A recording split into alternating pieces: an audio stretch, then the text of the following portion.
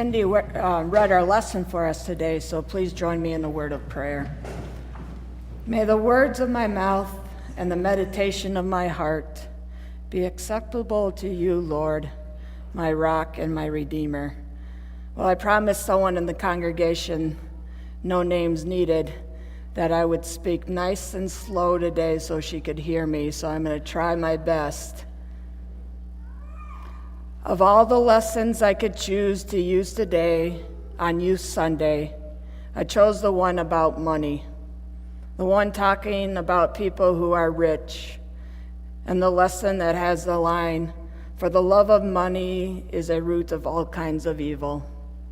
On a Sunday that I stand up here to thank you for supporting the youth of this church with your prayers, being good role models for them, and helping to send them to camp, on mission trips, and other activities, I'm going to tell you that money is the root of all kinds of evil. Good one, Johnson. Well, here goes nothing. Have you ever wondered what you would do if you suddenly became very wealthy and had more money than you knew what to do with?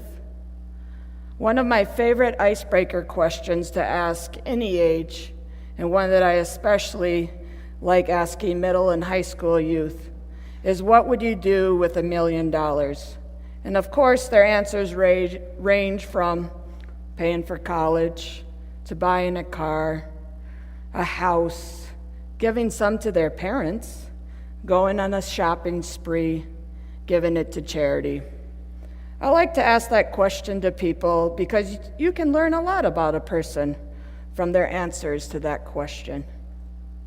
If you want to know what I would do with that money, all you would have to do is look at my debit card receipt. Let's see, Union Pizza, Applebee's, Target, Union Pizza, Amazon, Applebee's, Taco John's. And you will find out that I like to eat, I like to shop, and I don't cook. So that is where probably some of the money will be going. Where we spend our money and the kinds of things we spend money on are a good indicator of where our heart is. In our lesson for today from 1 Timothy chapter 6, verse 6 through 19, we get instructions from Paul about money. And sometimes we don't think we need to listen because we say, I'm not rich, so this doesn't apply to me. But what we learn from this lesson is even though many of us, while not a billionaire or a millionaire, we are well off, and we also learn from this passage what God expects of us as we use our resources for his honor. I'm going to take a chance right now. Please don't get upset at me, and I'm going to tell you what I would learn if I looked at your checkbook register and your debit card receipts. This is what I think I would learn. I would learn where you buy your groceries, where you get gas for your car.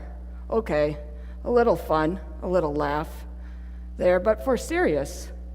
I would learn that you care for your families and provide for them. I would see that you care for your church and want to see the church continue to grow. I would see that you care for others that you don't know by giving to the Deacons Fund. I would see that you care for the youth of this church by coming to breakfast at Bethlehem and giving at all the other fundraisers. I would see this by the checks I get to help a youth go to events that they can't afford to. I would also see your love for the youth by buying other things from them for their fundraisers outside of church. I would see what other organizations are dear to your heart, who you give donations to. Then after looking at your records of spending money, I would see that you are all very, very, very, very generous with your money. In verse 18 it says, "Let them do good, that they be rich in good works, ready to give, willing to share." I think the lesson we are to learn is this, that there is a danger of being arrogant because of wealth, and there's the danger of putting hope in our wealth. We are warned that it is foolish to put hope in uncertain riches, like me winning the lottery, when it should be in God. We find that it is God who richly provides for us, and it is fine to enjoy what he has blessed us with, as long as we do it with the right attitude, as long as we are enjoying what we have with the attitude and purpose of glorifying God in all we do. If you don't remember a darn thing I say today, I want you to remember this. The first responsibility and the most basic of the responsibilities is to do good. I want to share a poem with you that I heard when I was a counselor at camp. "Walk a little slower, Daddy," said a child so small. "I'm following in your footsteps and I don't want to fall. Sometimes your steps are very fast. Sometimes they're hard to see. So walk a little slower, Daddy, for you are leading me. Someday when I'm all grown up, you're what I want to be. Then I will have a little child who will want to follow me. And I want to lead just right and know that I was true. So walk a little slower, Daddy, for I must follow you." Author unknown. When someone shared that at camp, it was to remind us that someone is always looking up to us, that someone is always seeing our actions, whether we know it or not. So be careful what you do. I wanted to share that with you today because I think it is the same for the church and the people in the church. Walk a little slower, church, because I'm following your steps. You see this by the number of youth that are coming to events now at Bethlehem. When I first came, I could count the number of youth on my fingers, but now I have to take my shoes off, and sometimes I have to borrow someone else's hands.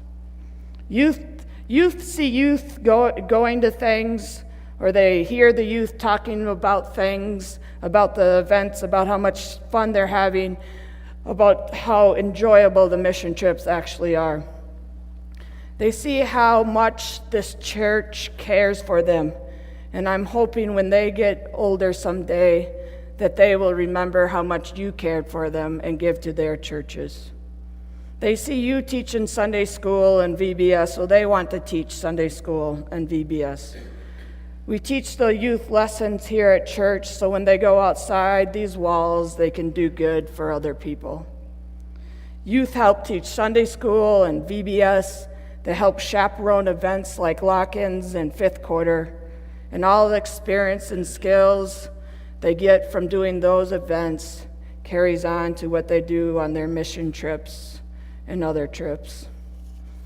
We had another great summer. I say it every year, but I don't lie. We have amazing youth and we have amazing adults at this congregation that make my job super easy. We went to Duluth on a mission trip, and it was great.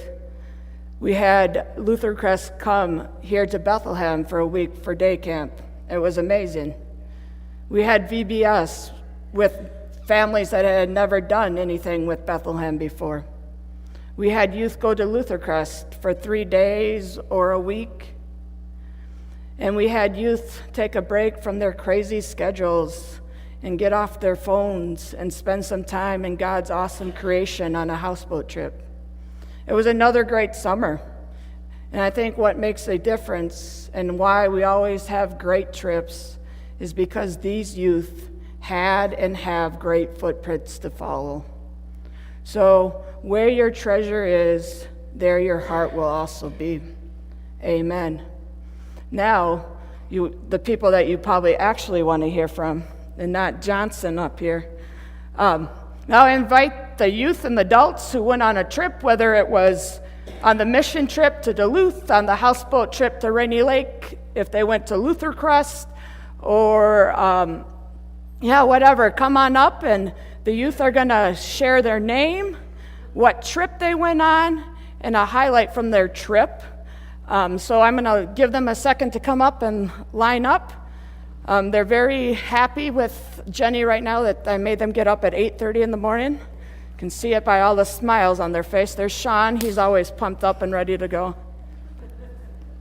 All right, we're going to let Darcy start. Say your name, what trip you went on, and a highlight. That just states how old I'm getting. Sometimes I feel like I forget. Anyway, my name is Darcy Kakritz. I went on the Duluth trip, so I should have my McDonald's shirt on, the Bethlehem Lutheran Church with a heart on it. And we went up to Duluth. I guess the best part of it for me was Ken was our bus driver. We had a van full of probably 15, 16 youth, some of it being Bethlehem, many of them other from Iowa. And it was croaky on the bus with Ken driving to all of our different locations, and it was just the awesomeness of listening to these young girls sing their hearts out, and a couple of guys too. My name is Brigitte Nicklamo, and I went to Luther Crest Bible Camp this summer, and I just liked it because they just have really great staff there, and it's just really fun to just praise God and just have lots of fun playing games with all my friends there. My name is Lance Johnson, and I went to Luther Crest, and my favorite part was probably doing Predator and Prey all camp game. My name is Lily Pearson. I went on the houseboat trip, and I think the highlight for me was fishing with my friend Julia Johnson. My name is Carly Mees, and I went to the Duluth mission trip, and the highlight for me was just getting closer with our church group. I'm Paige Pearson, and I went on the Duluth mission trip, and then the highlight of that week was probably like the bus ride to there and back. Hi, my name is Ken Edmond, and I went on the Duluth mission trip. I have the ability of a passenger endorsement on my license, so I'm really grateful for that bus full of middle school kids, 10 girls and only 2 boys. It was really wonderful pulling weeds out of the playgrounds along the Duluth area, and also walking up and down the Duluth trail right along the lake. And the local community members, by the time they passed all of our youth, ended up and found me, and they were so grateful that we were there. So that was fun to share our love with the community of Duluth, Minnesota. My name's Sean, and I went on a Duluth mission trip, and the highlight was spending a week with my dad, because I can't do that every single week, because I could see him every other week, which was pretty fun to spend an entire week with my dad. My name is Seth, and I went on the Rainy Lake houseboat. One of my favorite memories was the very first night my cousin Nick, who's not here, got his t-shirt stuck in his braces somehow. I don't know how, but he did.